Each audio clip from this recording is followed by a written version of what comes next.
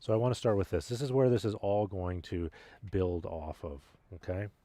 This question, and I'm going to answer it right away. Are same-sex relationships a sin?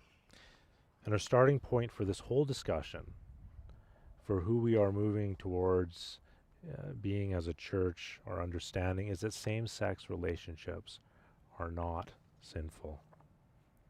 That in fact, these relationships, same-sex relationships, are what God is calling some people to, and the way that God, or that they can live out their lives as Christians. It's a part of God's plan for them. Okay?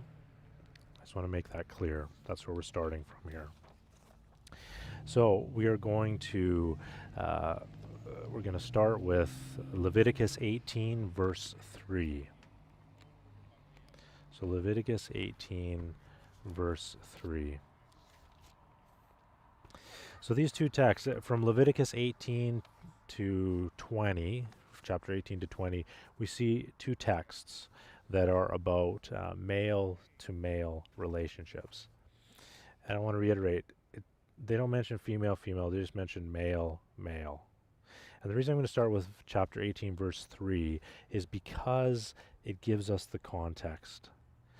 It tells us why these laws were written, to whom they were written, in what time they were written. Okay? So chapter 18, verse 3. You shall not do as they do in Egypt, where you lived, and you shall not do as they do in the land of Canaan, to which I am bringing you. You shall not follow their statutes and their laws. So God is talking to the Jewish people, Israel, and he's talking to them about when they were in Egypt and when they're going to Canaan specifically, and the laws that exist in Canaan. Now, in this time period, one of the biggest things for the Jewish people was that they were a small nation surrounded by many nations, and they lived in a society that was not monotheistic. Okay? Unlike us, where we live in a society where you have many monotheistic religions, Judaism, Christianity, Islam, Sikhism, even Buddhism to some degree. They lived in a pluralistic society. And God saw that these people that he had set aside and needed to have specific ways of being that were not what were happening in the different spaces that they inhabited, the people they were with. What we often don't hear about is how Israel adopted many of the different things that came from the different societies around them. Some good, and some did not work so well. So God was trying to separate them from other people. Very different than how we understand ourselves as Christians today. It's not necessarily a separation, but it's a coming together. So we have to understand what Canaanite culture was like. Canaanite culture, and religion specifically, was a fertility cult. Anything to do with eggs and seed and growth and pregnancy and giving birth and sexuality, these were integral parts of the Canaanite culture, which the Jewish people were moving into at this time. They were going into this land. A big part of that religion had to do with having a temple, like a church, and in that church temple, they would have prostitutes, male mostly, some female. And one of the ways that they worshipped was to connect with the gods and get them to do what they wanted them to do, right? So we think of sacrifices in the Old Testament. In the Canaanite culture, the form of sacrifice was having sex with one of these prostitutes in the temple. So if you needed better yield for your crops, or you needed to increase your cattle stock, or you needed your wife to have some children, right? Or you needed something to grow, you would appeal to the fertility gods. This was a form of worship. And for this, yes, then you would engage in sexual intercourse with the prostitutes. Okay? And however strange this seems, I mean, it seems bizarre in some ways, And yet this was part of the everyday culture that the Jewish people were in. Now, the fertility cult also had other things that Leviticus speaks against, and one of them was child sacrifice. So I'm going to invite you to read through 18, 19, and 20, just so you can get a sense of this. But one of them was child sacrifice to Moloch. And so we see the Leviticus passage speaking against that. Leviticus is speaking to a Jewish people moving into a Canaanite land and telling them they cannot worship by having sex with the prostitutes in the temple. That's how specific this passage is in context. Interesting thing about the male prostitutes. This word, kadeshim, is often badly translated as sodomite. And so we get this Sodom and Gomorrah, this word of sodomite, when really they're referred to, actually, the word means holy ones, right? They were holy to the fertility gods, not to Yahweh, not to the God of the Jewish people, to our God, but they were sacred to the fertility gods. So it wasn't sodomite. Question that comes out of this, first question for me, is how does this relate to how we understand same-sex relationships now? Relationships that are about commitment, love, compassion, caring for children.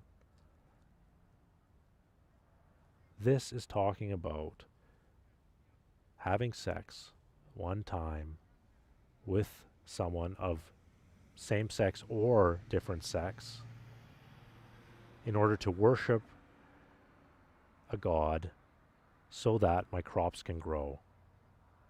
This is not about a committed, loving relationship.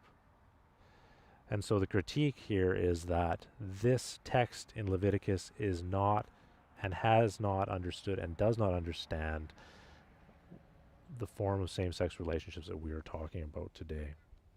Let's go on to Leviticus 18, verse 22. There's more I'm going to say about this next week. These are just some of the pieces. You shall not lie with a male as with a woman. It is an abomination. Now, this is 18:22. I'm not even in the texts yet. You shall not lie with a male as with a woman. It is an abomination. So the word abomination, we've kind of taken this word as this kind of word that's people are going to be thrown into hell for what they did. They're disgusting. They're horrible. Abomination is simply a religiously taboo or off-limits piece in terms of worship because it's unjust or it's idolatrous. So God is not talking about social relationships in a sense. He's talking about how worship happens. When we say it's an abomination, it goes against God in a form of worship. Having sex with temple prostitutes is an abomination. And this word is used in Leviticus 18, both of these passages. And so again, it is strongly, the word is tove, abomination. It's associated strongly with idolatry, so worshiping idols, and the Canaanite religious practice of cult prostitution. Now we see this later. We're going to see this in Romans because Paul is going to start talking about idolatry and being given over to something. So this carries forward into the Romans passage as well. So this passage, one thing I want to mention, final thing I want to mention about this 18:22 is if you look at it, it's sandwiched between two things. It's sandwiched first about saying that they should not have child sacrifice, then afterwards that they should not have sex with animals. And the question is a loving, committed relationship, does that have anything in common with child sacrifice and sex with animals? No, it doesn't. They are not talking about that. They are talking about cult prostitution, worshiping other gods, and having sex in order to get what we want. Leviticus 20, verse 13. If a man lies with a male as a woman, both of them have committed an abomination. Right? If you go into the temple and lie with a man in order to have your crops grow, you have worshiping in the wrong form, and they shall be put to death, their blood is upon them. If we simply insert how we understand same-sex relationships today into this space, we are being asked to kill people. Once again, another clue to how this is not speaking about what we're talking about now. 2,500 years ago, today.